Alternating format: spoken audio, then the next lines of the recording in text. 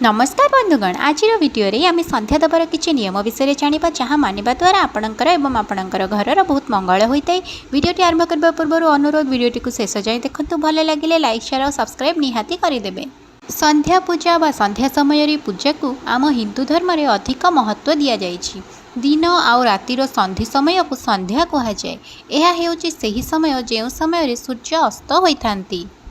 मान्यता अनुसार संध्या समय भगवान शिव एवं माता पार्वती संसार में भ्रमण करिथांती। सेइथिपई संध्या समय ध्यानर सहित भक्ति मनरे पूजा करबा दरकार। संध्या पूजा सूर्यास्त समय करबा उचित। संध्या समय गड़ीगले संध्या पूजा करबा उचित नुहे। संध्या समय गाधोई संध्या देवा बहुत भल होता है। नहेले हाथ गोड़ भलरे धोई सफा लुगा पिंधि संध्या देवा उचित। संध्या समय तुलसी चौरा मूल ठाकुरंक घरे मुख्य द्वार पाखरे संध्या दीप जालिबा उचित। देसी गाई घी एवं राशि तेलर संध्या दबा उचित। गायत्री मंत्र जप करी करी घरर चारिआडे दीप लगाइबा उचित।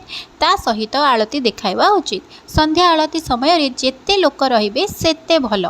जदि संध्या देवा टाइम रे पूरा परिवार आपणक संगे रहुचंती ताहले आहुरी भल। संध्या देवा समय किंबा पूजा करबा समय जेते लोक उपस्थित रहिबे सेते भल। पूरा परिवार मिसिकी संध्या देले तो परिवार पई बहुत ही भल होइथाय। संध्या समय भोजन करबा सोइबा उचित नुहे। जदि केही सोईथांती तांको निहाती संध्या समय उठेई दियंतु। संध्या समय धूप अपेक्षा दीप जालिबा अधिक भल होइथाय। बिना दीपरे संध्या पूजा संपूर्ण होई नथाय। संध्या पूजा परे संध्यारे घरे प्रस्तुत होइतिबा भोजन को भगवान को अर्पण करंतु। संध्या पूजा आपण भगवान को फूल चढ़ाई पारिबे, किंतु ए कथार ध्यान रखिबे जे संध्या समय कौनसी गछर पत्र कि फूल तोलिबे नाही। संध्या समय पूर्वर फूल तोली बगीचारू रखी देइथिबे। संध्यारे सेही फूल को अर्पण करि पारिबे।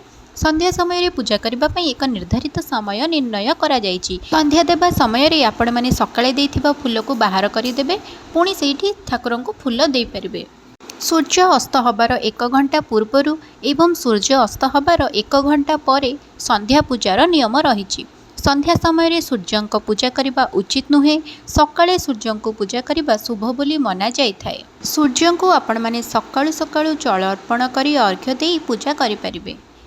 केबे भी संध्या कालर पूजा रातिरे करबा उचित नुहे। संध्या गड़ीगले आपण केबे भी संध्या देबेनी। एमिति कले देवगण रागी थांती। एहा द्वारा आर्थिक संकट देखा देई थाए। संध्या समय तुलसी चौरा सामने दीप जलिबा को शुभ बोली मना जाइथाए। किंतु संध्या समय तुलसी पत्र तोलिबा उचित नुहे कि तुलसी पत्र को छुईबा भी उचित नुहे। ज्योतिष शास्त्र अनुसार दीप को सब बेले पूर्व को किंबा उत्तर दिग को मुह करी जालिबा उचित एवं ठाकुरंक ठीक सामने ही दीप रखिबा शुभ बोली मना जाइथाए। जदि आपण घीयर दीप जालुचंती ताहाले बाम पार्श्व रखिबा उचित। जदि तेलर दीप जालुचंती ताहाले डाहाण पार्श्व ही रखिबा दरकार। दीप जालिबा समय कपड़ार सलिता अपेक्षा तुलार सलिता जालिबा बहुत भल होता है। घीयर दीपरे तुलार बत्ती जालिबा शुभ एवं तेलर दीपरे नाली रंगर सूतार बत्ती की तैयारी करिकी जालिबा बहुत शुभ होता है।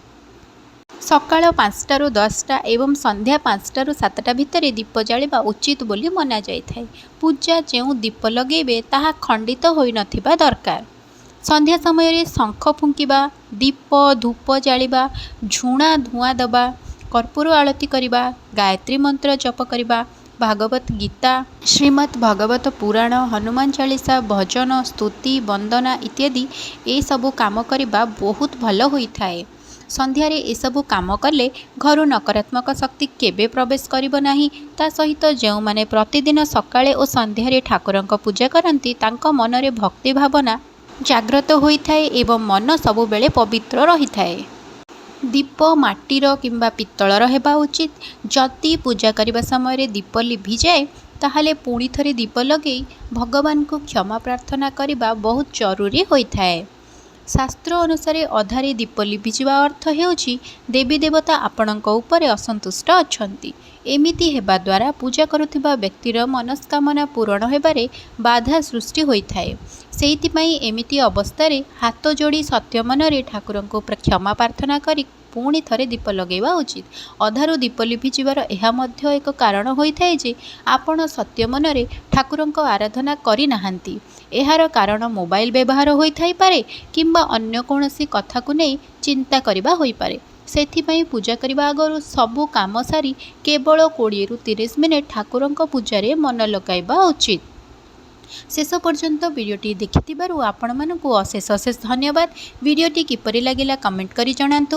ଆଉ ହଁ, ମୋ ଚ୍ୟାନେଲକୁ ସବସ୍କ୍ରାଇବ୍ କରିବାକୁ ଆଦୌ ଭୁଲନ୍ତୁ ନାହିଁ।